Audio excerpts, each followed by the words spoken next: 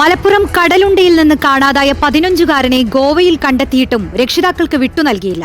റാഹിൽ റഹ്മാന്റെ മകൻ മുഹമ്മദ് സൽമാനെയാണ് ഗോവയിലെ അധികൃതർ വിചിത്രവാദം ഉന്നയിച്ച് വിട്ടുനൽകാത്തത്. പുതിയ CWC കമ്മിറ്റി നിലവിൽ വരാതെ കുട്ടിയെ വിട്ടുനൽകാനാകില്ലെന്ന് അധികൃതർ പറയുന്നു.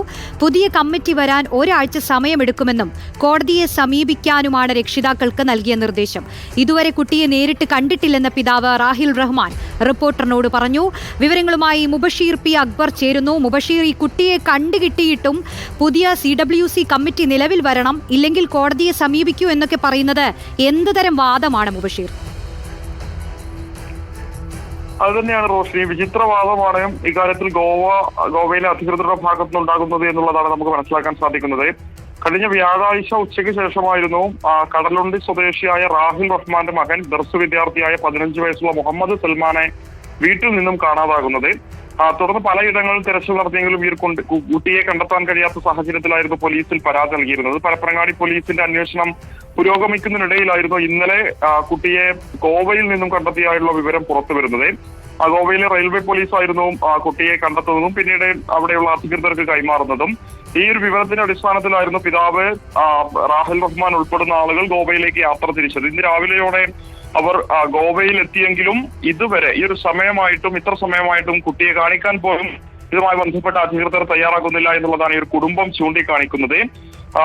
കുട്ടിയെ വിട്ടു നൽകണമെങ്കിൽ നേരത്തെ ഞാൻ സൂചിപ്പിച്ചതുപോലെ തന്നെ പുതിയ CWC കമ്മിറ്റി നിലവിൽ വരണം. അവരുമായി ബന്ധപ്പെട്ട ചില നടപടികളൊക്കെ തന്നെ പൂർത്തിയായാൽ മാത്രമേ കുട്ടിയെ വിട്ടു നൽകൂ. ശരി മുബഷീർ, ഇപ്പോൾ കുട്ടിയുടെ പിതാവ് റാഹിൽ റഹ്മാൻ തന്നെ നമുക്കൊപ്പം ചേരുന്നുണ്ട്. റാഹിൽ റഹ്മാൻ, കേൾക്കാമല്ലോ അല്ലേ? കേൾക്കാം. ഈ നിങ്ങളുടെ കുട്ടിയെ കണ്ടുകിട്ടിയിട്ടും ഈ ഗോവയിലെ CWC അധികൃതർ പറയുന്നത് എന്താണ്?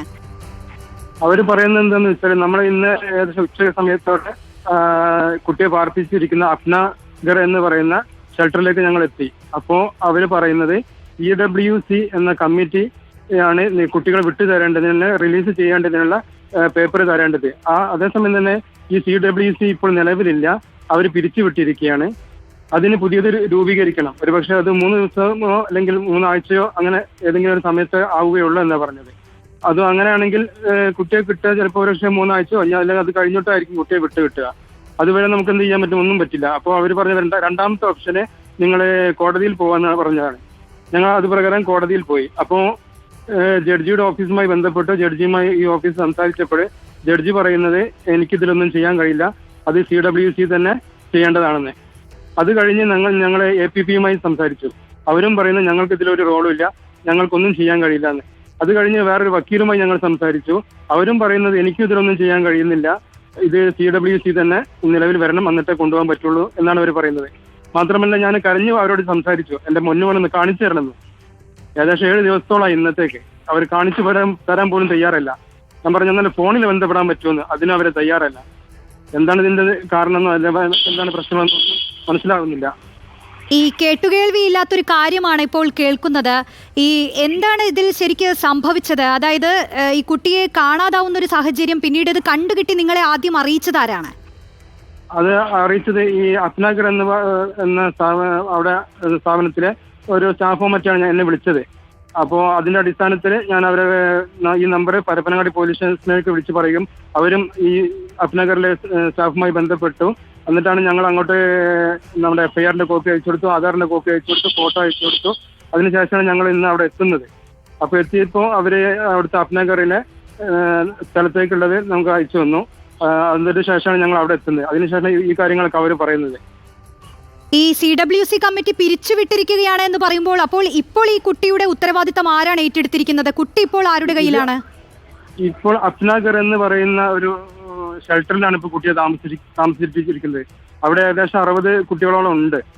പക്ഷെ ഇത് വേറെ ആരും ഇതിനൊരു ഉത്തരവാദിത്തം ഏറ്റെടുക്കുന്നില്ല. കുട്ടിയെ കൊണ്ടുപോകാനല്ല മറ്റുള്ളതിന് ഇൻ കേസ് വേറെ എന്തെങ്കിലും വീട്ടിലോ മറ്റെന്തെങ്കിലും സംഭവിക്കുകയാണെങ്കിൽ കുട്ടിയെ നമ്മൾ എന്ത് ചെയ്യും?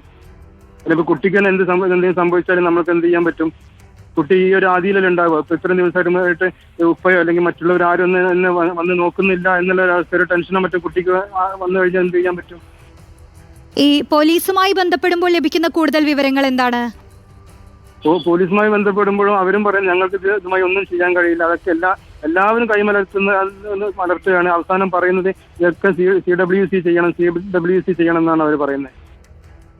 ഇപ്പൊ നിങ്ങൾ കോടതിയിൽ ബന്ധപ്പെടാനുള്ള ഒരു ഒരുക്കത്തിലാണോ, അതോ എന്താണ് നെക്സ്റ്റ് സ്റ്റെപ്പ് എന്താണ്?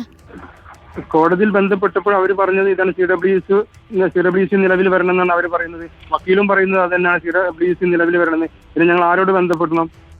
CWC എന്ന് നിലവിൽ വരുന്ന ആർക്കും അറിയില്ല. ഈ പറഞ്ഞ ആളുകൾക്ക് ആർക്കും അറിയില്ല.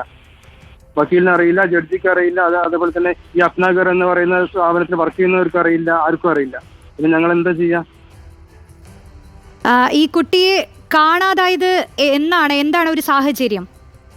അത് 19-ാം തീയതി വ്യാഴാഴ്ച ഉച്ചഭക്ഷണം കഴിഞ്ഞ് മോൻ വീട്ടിൽ കിടന്നതാണ്.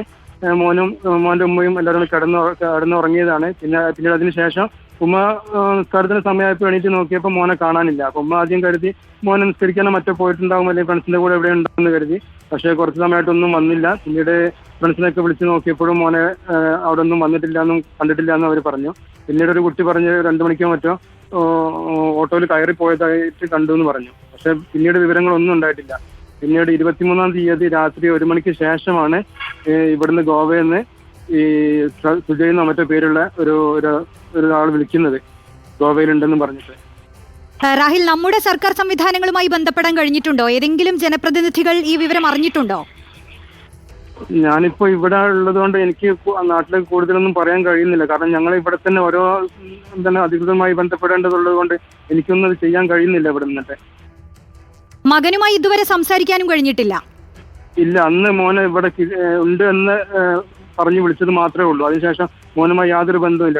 ഞാൻ പറഞ്ഞ പിന്നെ ടെലിഫോണിലെങ്കിലും ബന്ധപ്പെടാൻ പറ്റുമെന്ന് ചോദിച്ചു അവിടുന്ന്. അതുപോലും അവർ സമ്മതിക്കുന്നില്ല. അതിന് തടസ്സമായി എന്താണ് പറയുന്നത്? ടെലിഫോണിൽ ബന്ധപ്പെടണം എന്ന് പറയുമ്പോൾ അവരെന്താണ് തടസ്സവാദം ഉന്നയിക്കുന്നത്? അപ്പോഴും അവർ പറയുന്നത് ഞങ്ങൾക്കിത് അതിനുള്ള ഓർഡർ ഇല്ല, അത് CWC അതിനും അവരെ അനുമതി വേണം, എങ്കിൽ മാത്രമേ അതുപോലും ചെയ്യാൻ പറ്റൂ എന്ന് പറയുന്നത്. ശരി റാഹിൽ റഹ്മാൻ, എന്തായാലും ഈ വിഷയം ജനപ്രതിനിധികളുടെ ശ്രദ്ധയിൽ കൊണ്ടുവരാൻ ഞങ്ങളും ശ്രമിക്കാം. വിഷമിക്കാതെ ഇരിക്കൂ. ഇപ്പോൾ ഈ മലപ്പുറം കടലുണ്ടിയിൽ നിന്ന് കാണാതായ 15-കാരനെ ഗോവയിൽ നിന്ന് കണ്ടെത്തിയിട്ടുണ്ട്. പക്ഷേ മകനെ രക്ഷിതാക്കൾക്ക് ഇതുവരെ വിട്ടു നൽകിയിട്ടില്ല. റാഹിൽ റഹ്മാന്റെ മകൻ മുഹമ്മദ് സൽമാനെയാണ് കാണാതായത്. പിന്നീട് കണ്ടെത്തിയത് പിതാവ് റാഹിൽ റഹ്മാനാണ് നമ്മളോട് പ്രതികരിച്ചത്.